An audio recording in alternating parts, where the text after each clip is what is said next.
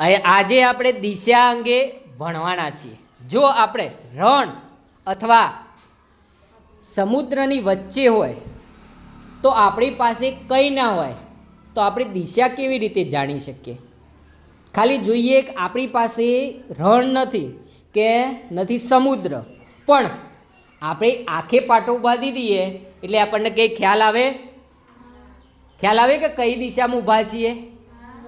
હા, ના. એ જ રીતે આપણે ઉદાહરણ જોઈએ કે આપણે હિનાન આંખે પાટો વધ્યો છે. હવે એને પૂછીએ, હવે ગોર ફેવડો એને, હિનાન ગોર ફેવડો. હા, બસ બસ બસ.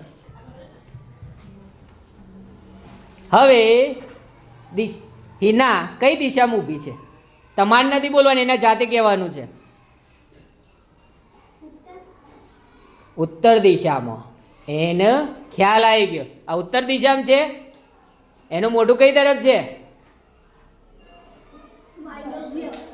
વાયવ્ય, પણ ઉત્તર બાજુ જ છે ને.